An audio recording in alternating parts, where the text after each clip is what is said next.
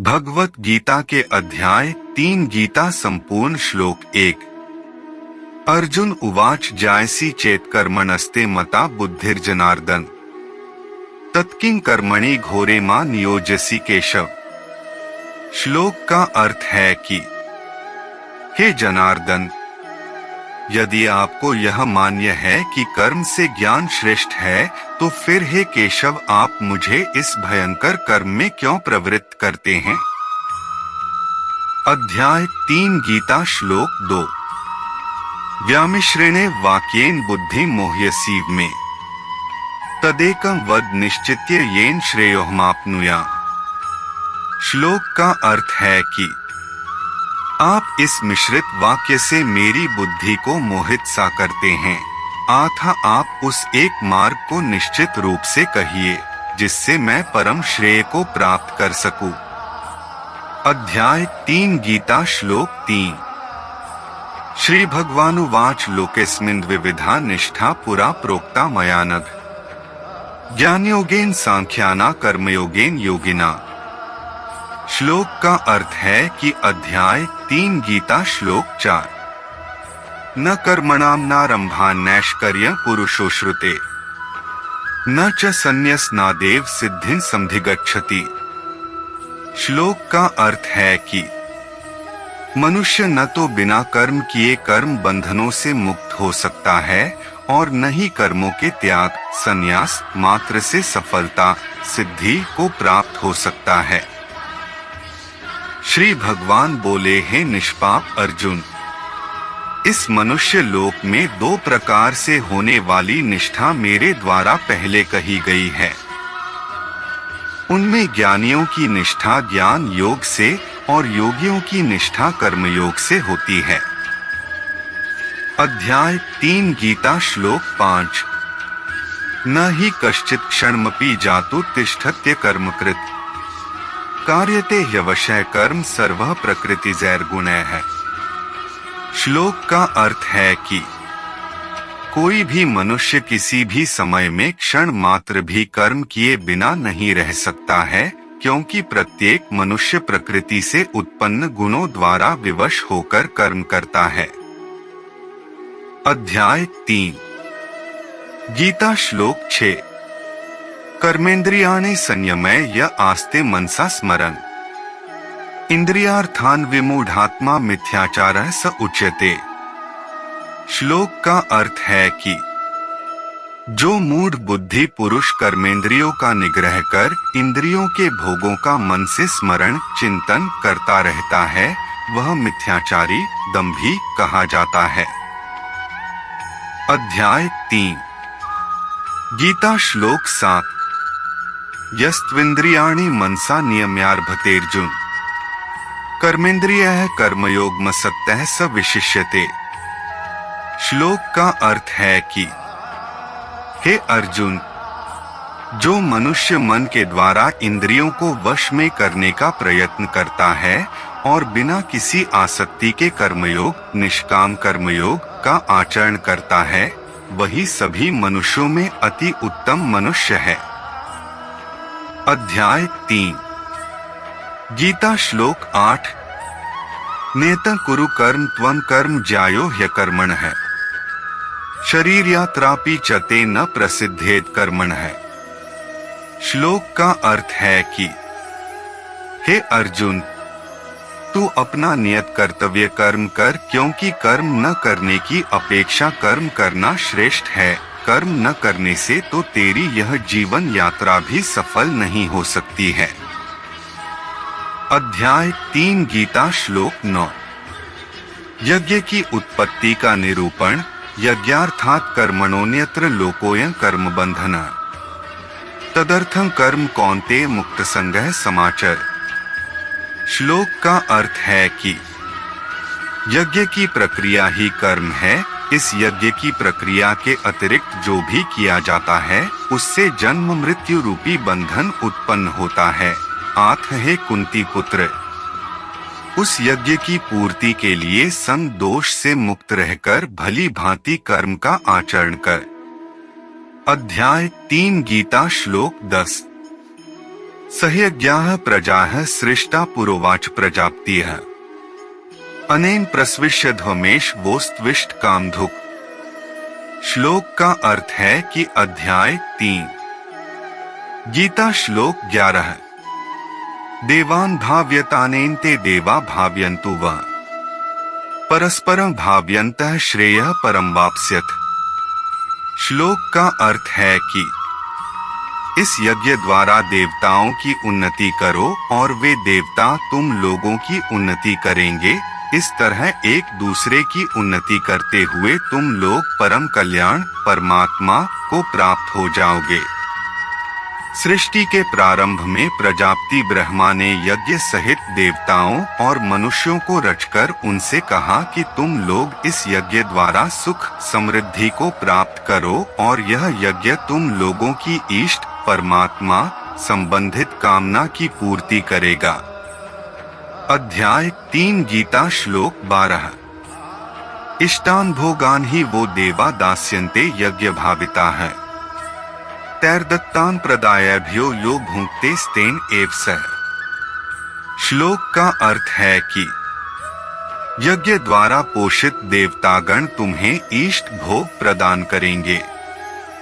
उनके द्वारा दिए हुए भोगों को जो पुरुष उनको दिए बिना ही भोगता है वह निश्चय ही चोर है। अध्याय 3 गीता श्लोक 13 यज्ञशिष्टाशिनः संतो मुच्यन्ते सर्वकिल्बिषयः भुंजते ते त्वघन पापा ये पचन्त्यात्म कारणात्।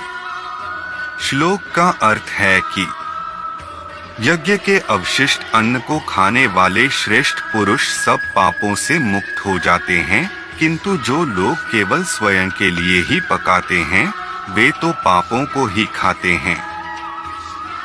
अध्याय 3 गीता श्लोक 14 अन्नाद् भवन्ति भूतानि पर्जन्यादन्न संभवः यज्ञाद् भवति पर्जन्यो यज्ञः कर्मसमुद्भवः। श्लोक का अर्थ है कि सभी प्राणी अन्न से उत्पन्न होते हैं। अन्न की उत्पत्ति वर्षा से होती है, वर्षा की उत्पत्ति यज्ञ संपन्न करने से होती है और यज्ञ की उत्पत्ति नियत कर्म वेद की आज्ञानुसार कर्म के करने से होती है। अध्याय 3 गीता श्लोक 15 कर्म ब्रह्मोद्भवम विद्धि ब्रह्माक्षर समुद्भवम तस्मात् सर्वक्तं ब्रह्मा नित्य यज्ञ प्रतिष्ठितम। श्लोक का अर्थ है कि नियत कर्मों का विधान वेद में निहित है और वेद को शब्द रूप से अविनाशी परमात्मा से साक्षात उत्पन्न समझना चाहिए। इसलिए सर्वव्यापी परमात्मा ब्रह्मा रूप में यज्ञ में सदा स्थित रहता है। अध्याय 3 गीता श्लोक 16 एवं प्रवर्तितम चक्रं नानुवर्तयति ह्यः अघायुरिन्द्रियारामो मोघः पार्थ स जीवति। श्लोक का अर्थ है कि हे पृथापुत्र, जो मनुष्य जीवन में इस प्रकार वेदों द्वारा स्थापित यज्ञ चक्र नियत कर्म का अनुसरण नहीं करता है वह निश्चय ही पापमय जीवन व्यतीत करता है। ऐसा मनुष्य इंद्रियों की तुष्टि के लिए व्यर्थ ही जीता है। अध्याय 3 गीता श्लोक 17 यस्त्वात्मर्तिरेव स्यादात्मतृप्तश्च मानवः आत्मन्येव च संतुष्टस्तस्य कार्य न विद्यते।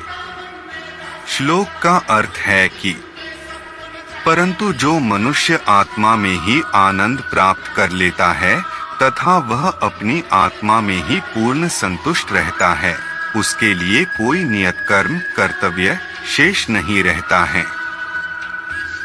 अध्याय 3 गीता श्लोक 18 नैव तस्य कृतेनार्थो न कृतेने कश्चन न चास्य सर्वभूतेषु कश्चिदर्थव्यपाश्रयः।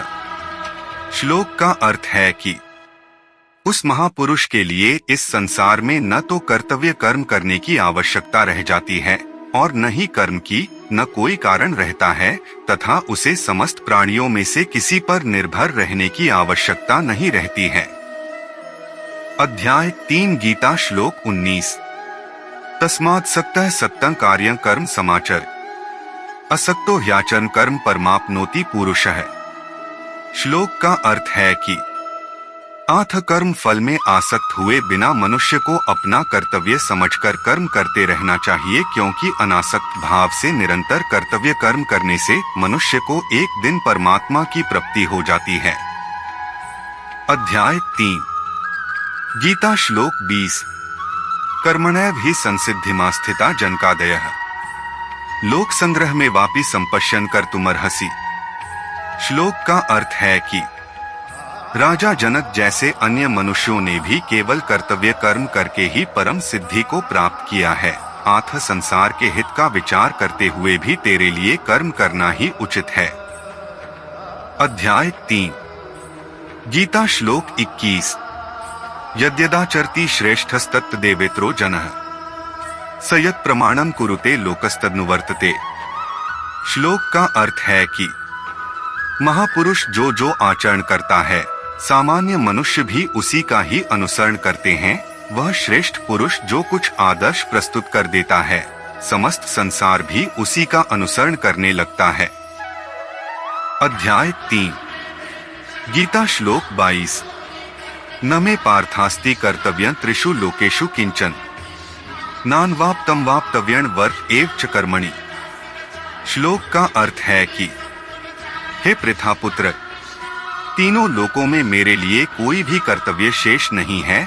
न ही किसी वस्तु का अभाव है, न ही किसी वस्तु को प्राप्त करने की इच्छा है, फिर भी मैं कर्तव्य समझकर कर्म करने में लगा रहता हूँ। अध्याय 3 गीता श्लोक 23। यदि यह न वर्तेयं जातु कर्मण्य तंद्रितः, मम वर्मानुवर्तन्ते मनुष्याः पार्थ सर्वशः। श्लोक का अर्थ है कि हे पार्थ, यदि मैं नियत कर्मों को सावधानी पूर्वक न करूं तो यह निश्चित है कि सभी मनुष्य मेरे ही मार्ग का अनुगमन करेंगे। अध्याय 3 गीता श्लोक 24। उत्सीदेवरी में लोका न कुर्या कर्म चेदहम, संकरस्य च कर्ता स्यामुपहन्यामिमाः प्रजाः। श्लोक का अर्थ है कि इसलिए यदि मैं कर्तव्य समझकर कर्म न करूं तो यह सभी लोग भ्रष्ट हो जाएंगे, तब मैं अवांछित सृष्टि की उत्पत्ति का कारण हो जाऊंगा और इस प्रकार समस्त प्राणियों को नष्ट करने वाला बन जाऊंगा। अध्याय 3 गीता श्लोक 25। सक्ताः कर्मण्य विद्वांसो यथा कुर्वन्ति भारत, कुर्याद् विद्वांस तथा सक्तश्चिकीर्षुर् लोक संग्रहें। श्लोक का अर्थ है कि हे भरतवंशी, जिस प्रकार अज्ञानी मनुष्य फल की इच्छा से कार्य करते हैं, उसी प्रकार विद्वान मनुष्य को फल की इच्छा के बिना संसार के कल्याण के लिए कार्य करना चाहिए। अध्याय 3 गीता श्लोक 26। न बुद्धिभेदम जनेद ज्ञाना कर्म संगिना, जोषेत सर्व कर्माणि विद्वान युक्तः समाचरन्। श्लोक का अर्थ है कि विद्वान महापुरुष को चाहिए कि वह फल की इच्छा वाले अज्ञानी मनुष्यों को कर्म करने से रोके नहीं, जिससे उनकी बुद्धि भ्रमित न हो, बल्कि स्वयं कर्तव्य कर्म को भली प्रकार से करता हुआ उनसे भी भली भांति कराते रहना चाहिए। अध्याय 3 गीता श्लोक 27।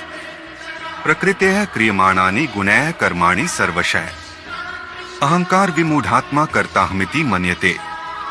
श्लोक का अर्थ है कि जन्म से लेकर मृत्यु तक के सभी कर्म प्रकृति के गुणों के द्वारा संपन्न किए जाते हैं।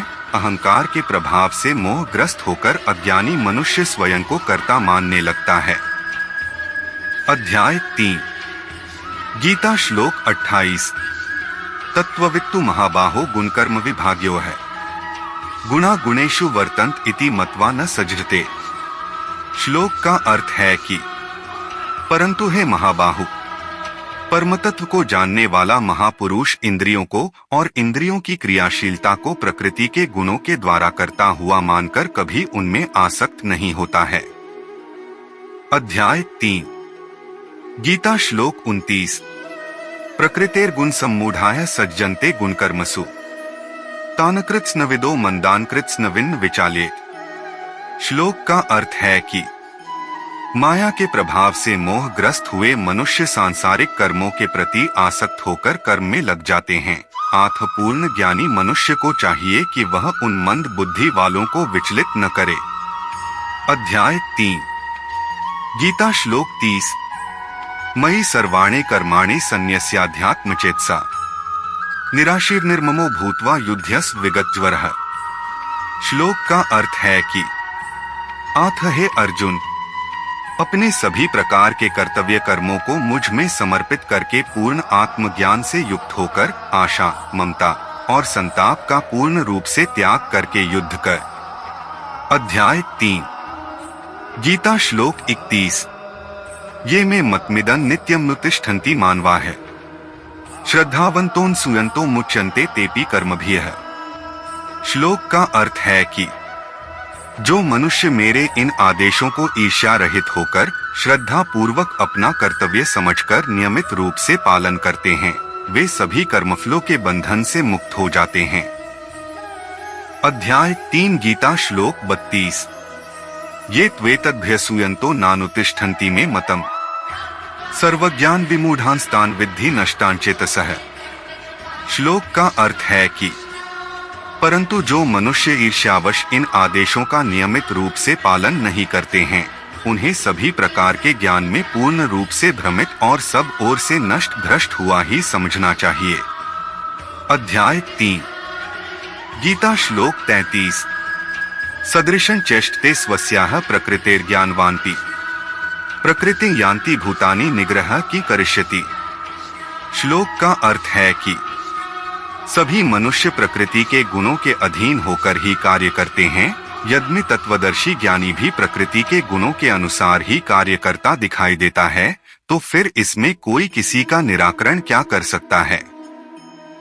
अध्याय 3 गीता श्लोक 34 इंद्रियस्येन्द्रियस्यार्थे रागद्वेषौ व्यवस्थितौ तयोर्न वशमागच्छेत्तौ ह्यस्य परिपन्थिनः। श्लोक का अर्थ है कि सभी इंद्रियां और इंद्रियों के विषयों के प्रति आसक्ति, राग और विरक्ति द्वेष नियमों के अधीन स्थित होती है। मनुष्य को इनके अधीन नहीं होना चाहिए, क्योंकि दोनों ही आत्म साक्षात्कार के पथ में अवरोध उत्पन्न करने वाले हैं। अध्याय 3 गीता श्लोक 35 श्रेयान् स्वधर्मो विगुणः परधर्मात् स्वनुष्ठितात् स्वधर्मे निधनं श्रेयः परधर्मो भयावहः। श्लोक का अर्थ है कि दूसरों के कर्तव्य को भली भांति अनुसरण करने की अपेक्षा अपना कर्तव्य पालन स्वधर्म को दोषपूर्ण ढंग से करना भी अधिक कल्याणकारी होता है। दूसरे के कर्तव्य का अनुसरण करने से भय उत्पन्न होता है। अपने कर्तव्य का पालन करते हुए मरना भी श्रेयस्कर होता है। अध्याय 3 गीता श्लोक 36 अर्जुन उवाच अथ केन प्रयुक्तोऽयं पापं चरति पुरुषः अनिच्छन्नपि वाषणे बलादिव नियोजितः। श्लोक का अर्थ है कि अर्जुन ने कहा, हे वाषणे, फिर यह पुरुष बलपूर्वक बाध्य किए हुए के समान अनिच्छा होते हुए भी किसके द्वारा प्रेरित होकर पाप का आचरण करता है। अध्याय 3 गीता श्लोक 37 श्री भगवानुवाच काम एष क्रोध एष रजोगुण समुद्भवः महाश्नो महापापमा विद्धयन् में वैरिणम्। श्लोक का अर्थ है कि श्री भगवान ने कहा, रजोगुण में उत्पन्न हुई यह कामना है, यही क्रोध है, यह महाश्ना जिसकी भूख बड़ी हो और महापापी है, इसे ही तुम यहाँ इस जगत में शत्रु जानो। अध्याय 3 गीता श्लोक 38 धूमेनाव्रियते वह्निर्यथादर्शो मलेन च यथोल्बेनावृतो गर्भस्तथा तेनेदमावृतम्। श्लोक का अर्थ है कि जिस प्रकार धुएं से अग्नि और धूल से दर्पण ढक जाता है तथा जिस प्रकार गर्भाशय से गर्भ ढका रहता है, उसी प्रकार कामनाओं से ज्ञान ढका रहता है। अध्याय 3 गीता श्लोक 39 आवृतं ज्ञान में तेन ज्ञानिनो नित्य वैरिणा कामरूपेण कौन्तेय दुष्पूरेणान लेंच। श्लोक का अर्थ है कि हे कौन्तेय, अग्नि के समान जिसको तृप्त करना कठिन है, ऐसे कामरूप ज्ञानी के इस नित्य शत्रु द्वारा ज्ञान आवृत है। अध्याय 3 गीता श्लोक 40। इंद्रियाणि मनो बुद्धिरस्याधिष्ठान मुच्यते एतैर्विमोह्यत्येष ज्ञानमावृत्य देहिनम्। श्लोक का अर्थ है कि इंद्रियां, मन और बुद्धि कामनाओं के निवास स्थान होते हैं। इनके द्वारा कामनाएं ज्ञान को आच्छादित करके जीवात्मा को मोहग्रस्त कर देती हैं। अध्याय 3 गीता श्लोक 41। तस्मात् त्वमिन्द्रियाण्यादौ नियमय भर्तर्षभ पापमान प्रजी होन ज्ञान विज्ञान नाशन। श्लोक का अर्थ है कि इसलिए हे अर्जुन, तुम पहले इंद्रियों को वश में करके ज्ञान और विज्ञान के नाशक इस कामरूप पापी को नष्ट करो। अध्याय 3 गीता श्लोक 42। इंद्रियाणि पराण्याहुरिन्द्रियेभ्यः परं मनः मनसस्तु परा बुद्धिर्यो बुद्धेः परस्तु सः। श्लोक का अर्थ है कि हे अर्जुन, इस जड़ पदार्थ शरीर की अपेक्षा इंद्रियां श्रेष्ठ है, इंद्रियों की अपेक्षा मन श्रेष्ठ है, मन की अपेक्षा बुद्धि श्रेष्ठ है, और जो बुद्धि से भी श्रेष्ठ है तो वही सर्वश्रेष्ठ शुद्ध स्वरूप आत्मा है। अध्याय 3 गीता श्लोक 43। एवं बुद्धेः परम बुद्ध्वा संस्तभ्यात्मात्मना जहि शत्रु महाबाहो कामरूपं दुरासदम्। श्लोक का अर्थ है कि इस प्रकार हे महाबाहु अर्जुन, स्वयं को मन और बुद्धि से श्रेष्ठ आत्मा रूप समझकर बुद्धि के द्वारा मन को स्थिर करके तू कामनाओं रूपी दुर्जय शत्रुओं को मार।